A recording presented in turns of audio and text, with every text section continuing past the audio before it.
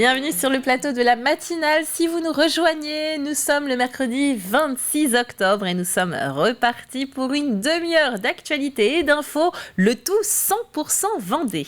Ce qui nous attend d'ici 9h, on parlera santé dans notre journal, avec notamment l'épidémie de bronchiolite qui amène une affluence peu commune aux urgences de La Roche-sur-Yon.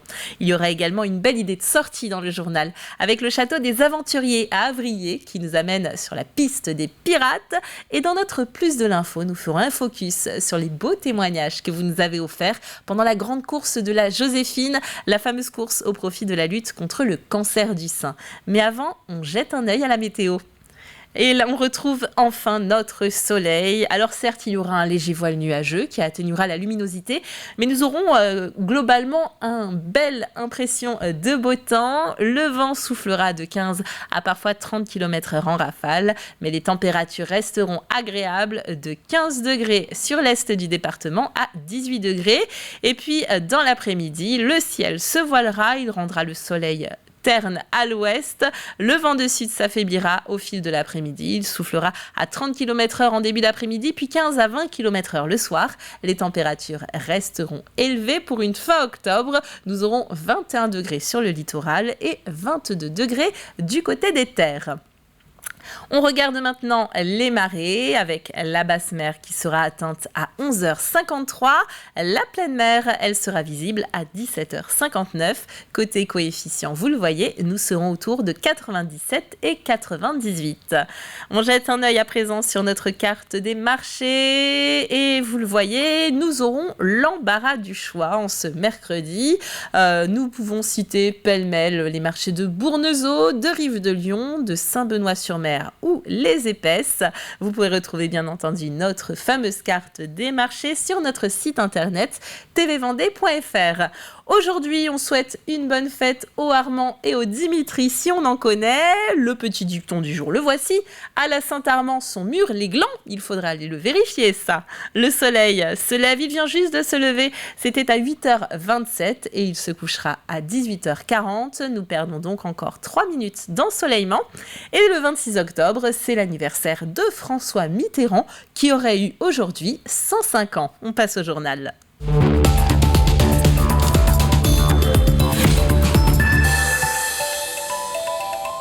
150 millions d'euros annoncés par le gouvernement pour venir en aide aux urgences pédiatriques. Depuis quelques semaines, une épidémie précoce de bronchiolite secoue les hôpitaux français.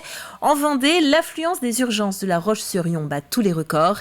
Il y a 2 fois plus de malades que l'an dernier à la même époque, une année pourtant déjà marquée par une épidémie de cette même maladie. Là, on le voit bien, on a des enfants quasiment tous les matins qui ont dormi aux urgences faute de place. Dans le service, actuellement, on a 30% des lits qui sont occupés par des bronchiolites, on est fin octobre, et on a encore beaucoup de médecine de l'adolescent. Je vais évoquer notamment les patients qui présentent une anorexie mentale, qui ont besoin de soins, qui ont leur place à l'hôpital, et qui, par exemple, là, aujourd'hui, occupent 25% des lits. Ça nous pose aussi une difficulté parce que pour accueillir tout le monde et toutes les autres pathologies, on se retrouve très très serré au niveau des places. Ce qui n'est pas du tout confortable ni pour les patients, ni pour les familles, ni pour nous, parce qu'on ne peut pas non plus surveiller correctement ces enfants aux urgences. Et s'il advenait qu'on en ait un certain nombre, ça pourrait devenir très compliqué. On pourrait avoir, imaginons, des enfants qui dormiraient dans le couloir, comme ce qui se passe aux urgences adultes, ce qui pourrait nous poser question. Et santé toujours, nous en parlions justement hier. La campagne de vaccination contre la grippe a débuté le 18 octobre. L'an dernier, plus de 103 500 personnes étaient éligibles à cette vaccination. Et parmi ceux qui se sont protégés, seulement 22% ont fait appel à un infirmier libéral, alors que ces professionnels de santé souhaiteraient être davantage sollicités. On a toujours ce regret de voir qu'on parle plus des médecins et des pharmaciens que des infirmières, qu'on appelle au secours parfois pour des petites choses. Mais cette activité commence quand même à être connue, mais c'est toujours un regret des infirmières. L'État a fait une campagne nationale qui promouvait les pharmaciens dans le cadre de cette vaccination. Et on oublie souvent les infirmières. Et des infirmières qui ont pourtant la possibilité de se rendre au chevet des personnes fragiles pour effectuer ce vaccin. Le point sur l'épidémie de grippe aviaire qui a repris. 7 foyers confirmés ont été détectés entre le 4 et le 19 octobre 2022 en Vendée chez des éleveurs professionnels. Sur les communes de Saint-Martin-des-Noyers, des Pinault, de la Chaise-le-Vicomte, Saint-Fulgence, Saint-Hilaire-des-Loges et Moutier-sur-le-Lay. Au total, ce sont près de 83 500 oiseaux qui ont été touchés dans des élevages confinés, 3 élevages de dindes et 4 élevages de canards. Les autorités rappellent l'importance du respect des règles de protection avec le confinement des élevages ou la mise en place de filets de protection. On reste dans l'agriculture avec cette inquiétude grandissante des éleveurs confrontés à l'augmentation du coût des énergies et à la sécheresse qui diminue la quantité des fourrages. Leurs charges augmentent tandis que le prix de la viande ne bouge que très peu.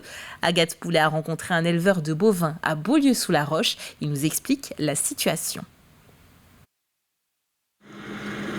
Depuis 14 ans, Pierrick cultive des céréales et élève des volailles labellisées et des bovins viande sur ses 120 hectares. Avec la sécheresse ou encore l'inflation, le milieu agricole ressent plusieurs tensions et ne peut se passer de certaines matières premières ou énergies comme le gaz.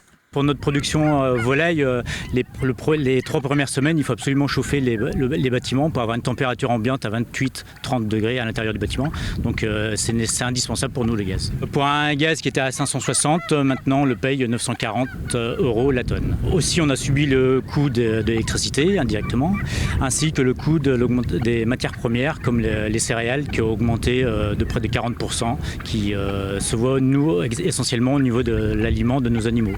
Avec l'augmentation des charges considérables, les agriculteurs s'attendent à un manque à gagner sur leurs produits dont les prix de vente sont stables. En un an, Pierrick a vu sa viande bovine augmenter seulement d'1 € le kilo. Pour cet agriculteur, si la grippe aviaire et la sécheresse perdurent d'ici les mois à venir, certains éleveurs risquent de mettre la clé sous la porte. J'ai anticipé mes achats de fourrage, donc j'ai acheté plus de paille cette année, cet été. Personnellement, je vais avoir assez de stock pour passer l'hiver tranquillement, mais certains de mes collègues ont été contraints d'acheter du fourrage extérieur, et voire même d'autres qui seront dans l'obligation de vendre une partie de leur cheptel bovin pour pallier à leurs problèmes de trésorerie. C'est sous forme de contrainte qu'on est obligé de vendre nos animaux en fait. C'est parce qu'on est dans le besoin d'argent. C'est là le problème du métier. Aujourd'hui, on a des prix de vente qui sont trop faibles par rapport à nos charges réelles. Pour le monde de l'agriculture, la loi Egalim n'est pas respectée et demande qu'elle soit appliquée honorablement sur le prix des ventes pour faire face aux augmentations des charges qui impactent lourdement les exploitations.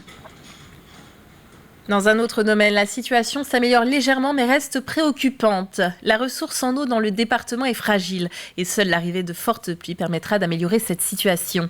Déficitaire de 35% la semaine dernière, la ressource est remontée à moins 25% sur le département qui reste toutefois classé en alerte renforcée. Par conséquent, l'arrosage à l'eau potable des jardins potagers et des plantes en pot reste possible, mais seulement la nuit, de même que l'irrigation des cultures, pas système d'irrigation localisé. Tous les autres usages de l'eau potable sont totalement interdits. Il s'agit notamment de l'arrosage des pelouses particulières ou sportives, des massifs fleuris, le remplissage des piscines privées, le lavage des véhicules ou des façades ou encore l'alimentation des fontaines. À présent, une signature, celle de la Convention Territoire d'Industrie, sorte d'alliance entre les élus locaux et les entreprises du secteur de l'industrie pour rendre davantage attractif le territoire du centre de la Vendée. Il s'agit notamment d'améliorer la mobilité ou le logement pour faciliter la venue de personnes extérieures au territoire vendéen, les recrues de demain. On écoute les détails. Il y a une chose qui nous guette, et Territoire d'Industrie va nous accompagner, c'est pour les entreprises la recherche d'emploi, pour le coup. C'est-à-dire que toutes nos entreprises aujourd'hui sont en recherche de salariés. Nous manquons de main-d'œuvre. Et donc, Territoire d'Industrie va permettre d'harmoniser nos dispositifs pour aller séduire peut-être des salariés dans d'autres territoires pour venir chez nous. Et je pense en particulier à des territoires qui aujourd'hui sont en perte de population, comme l'Est de la France ou le centre de la France. Ce que ça va changer, c'est, j'espère, accélérer le recrutement de salariés pour mon entreprise, mais aussi pour les entreprises du secteur. Et surtout, on a beaucoup travaillé sur le recrutement et le logement. Donc on espère qu'avec le soutien de la région et du département, on puisse justement aller plus loin dans ce domaine. Au pays de Saint-Gilles-Croix-de-Vie, on se concentre davantage sur les créateurs d'entreprises en proposant des ateliers. Cette première matinée était animée par la Chambre des métiers et de l'artisanat ainsi que l'URSSAF. Atelier qui a suscité un véritable engouement car les inscriptions étaient complètes en une semaine. 20 créateurs ou futurs créateurs d'entreprises y ont participé. Oui, le but, c'est de les accompagner parce qu'il faut savoir que quand on crée une entreprise, il y a ce qu'on appelle un taux de mortalité infantile qui est élevé. C'est-à-dire qu'il y a beaucoup d'entreprises qui ne tiennent pas, qui au bout de 3 ans disparaissent. C'est à peu près 50%. Et nous, on veut que le taux de survie de ces entreprises soit le plus haut possible. Ça signifie qu'en amont, il faut les accompagner, il faut les former, il faut les informer. Et c'est l'objet de la réunion de ce matin. Ça nous aide, bien sûr, parce qu'il y a tellement de questions, tellement de choses à faire qu'il y a quand même... beaucoup d'aide en fait pour ça, quoi.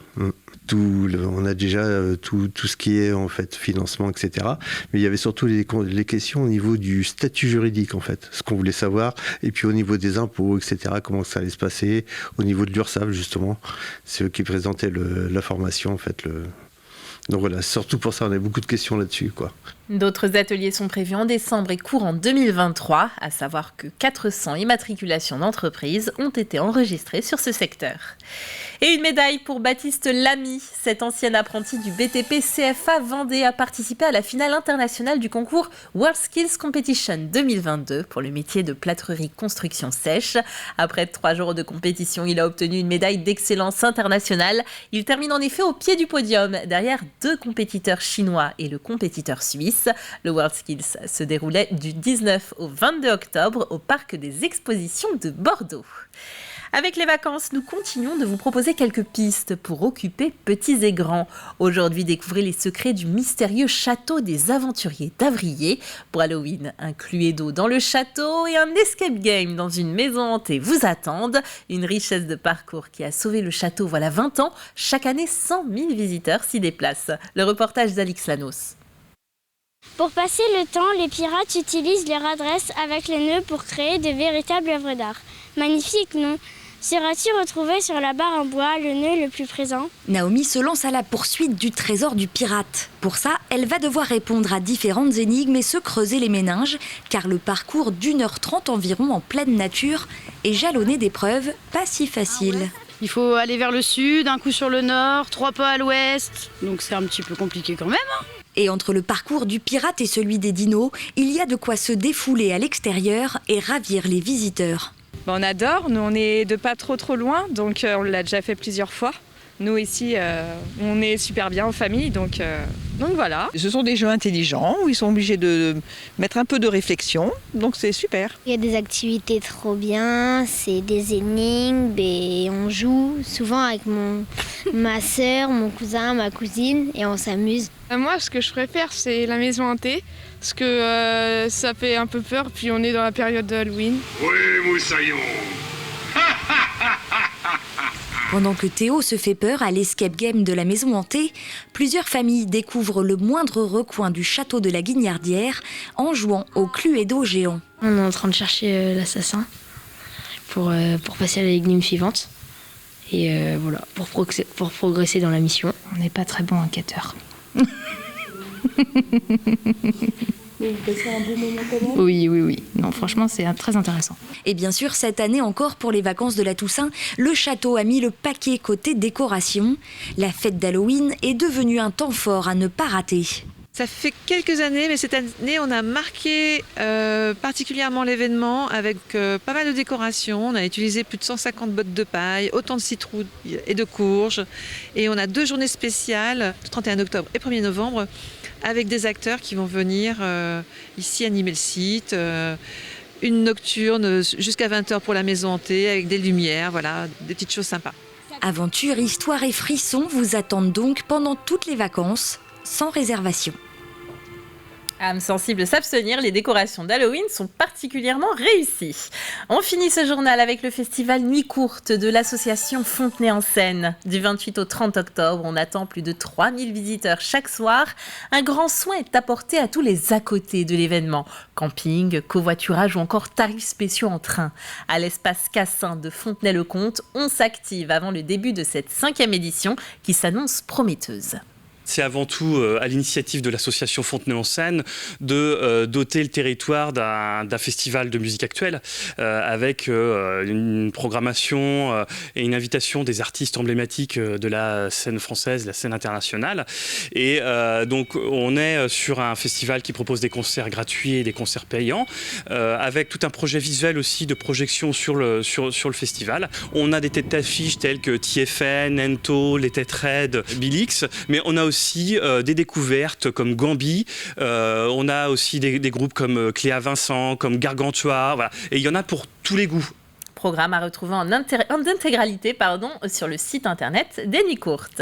Voilà pour l'actualité vendéenne du jour. On termine avec les prévisions météo détaillées de ce mercredi matin avec enfin le retour du soleil. Un léger voile pourra apparaître par endroits, mais le ciel restera très lumineux. Les températures continueront d'être agréables entre 14 et 16 degrés, voire jusqu'à 18 pour certains chanceux en bord de mer. Le vent sera faible et ces agréables journées devraient continuer jusqu'au week-end. C'est la fin de ce flash, il est temps de retrouver nos chroniques du jour et nous commençons avec le plus de l'info.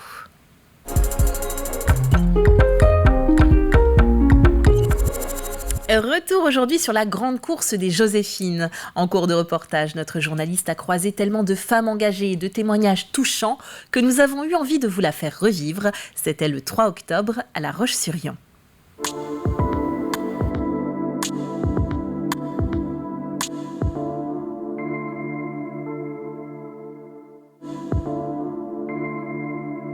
Je trouve ça formidable. Là, en 2019, la dernière fois qu'on l'a fait ici, je crois qu'on était 5000, si je ne me trompe pas. Donc de voir ce monde en plus, c'est formidable. Je vais vous dire très sincèrement, ça me donne envie de pleurer. C'est beaucoup de choses.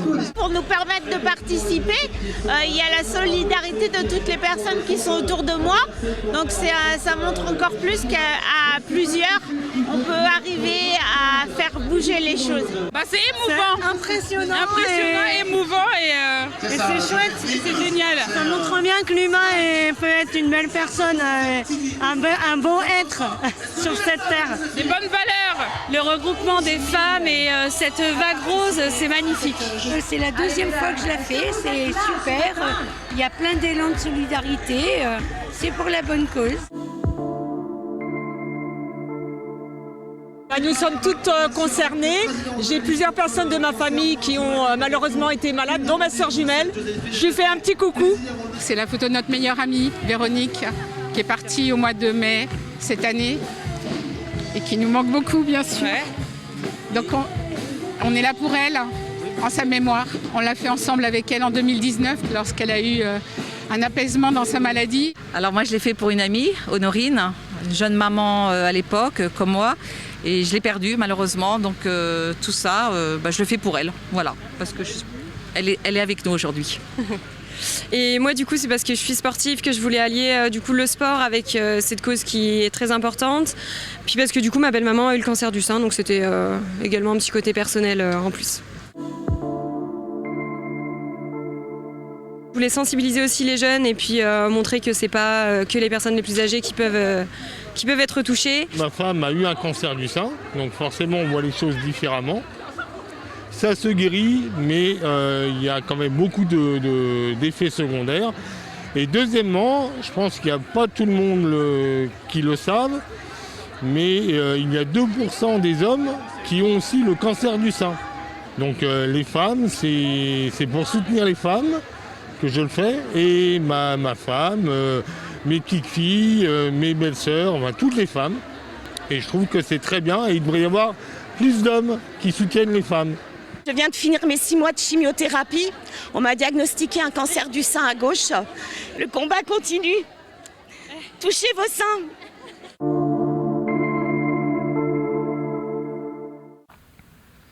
Et au total, 21 379 femmes se sont inscrites en 2022 sur l'ensemble de la semaine de la Joséphine. 11 000 d'entre elles étaient présentes à la course de clôture. Bravo à elles. Une autre femme forte et engagée à présent, c'est dans la rubrique Ciné.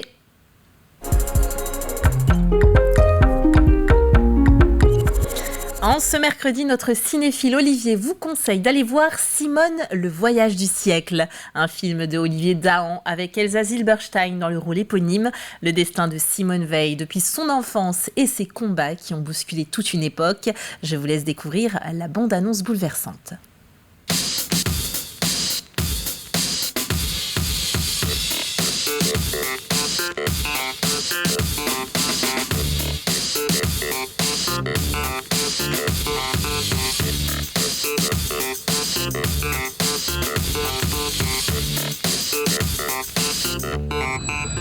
Vous pouvez baisser un peu la lumière, s'il vous plaît? Quand vous voulez. Comment définir la mémoire? Que nous le voulions ou non, que nous le sachions ou non, nous sommes responsables de ce qui nous unira demain. Simone! Papier! Nous sommes faits de ce qui nous a précédés. Vos papiers. Et pour partie, nous engageons l'avenir. Pourquoi il m'attaque comme ça? Il ne supporte pas ce que tu représentes. Comment ne pas être conscient de la nécessité de nous unir pour nous épauler les uns les autres et résister ainsi à tout retour du totalitarisme? Il faut rester ensemble. Rien ne doit nous séparer. Ma chérie, viens! On n'est plus là-bas, Simone. On est revenu. Je suis fière de toi. Et maman serait fière de toi. L'espoir. Je félicite Madame Veil pour son élection. C'est dans l'Europe que je le place.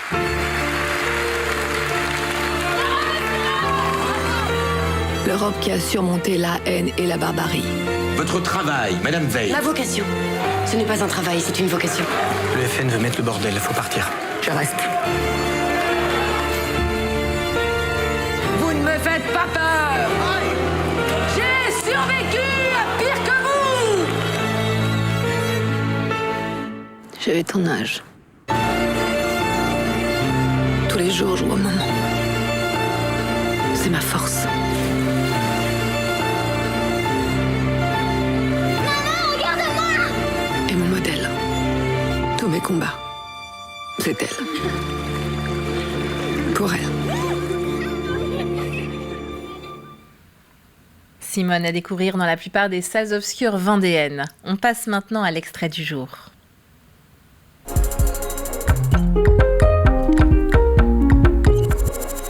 Il sera question de l'apprentissage professionnel après la 3e dans l'émission Conseil de famille. Dans le fauteuil jaune, Thierry Dubin, le directeur du BTP CFA Vendée, qui met en avant la quarantaine de formations possibles dans son établissement.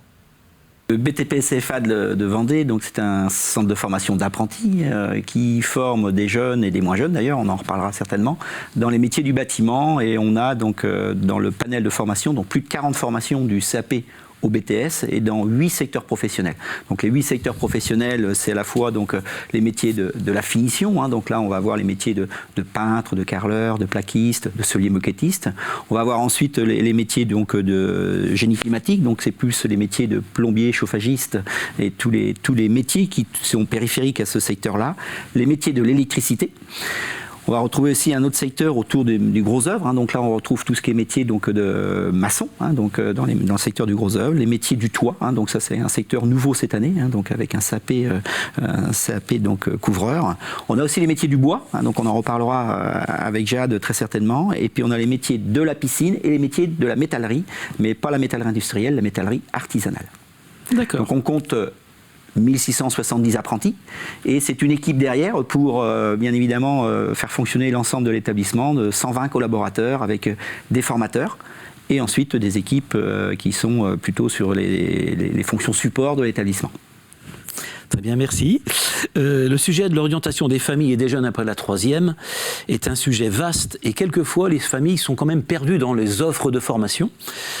Comment abordez-vous au BTP CFA cette information auprès des familles ?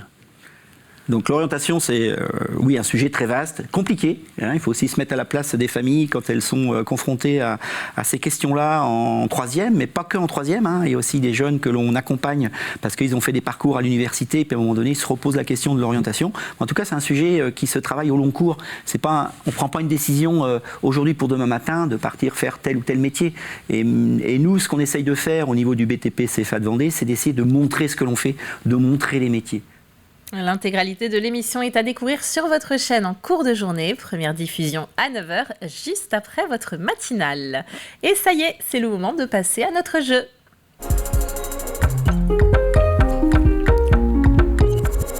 Comme chaque semaine, une question à laquelle il vous faut répondre pour remporter le cadeau de notre partenaire.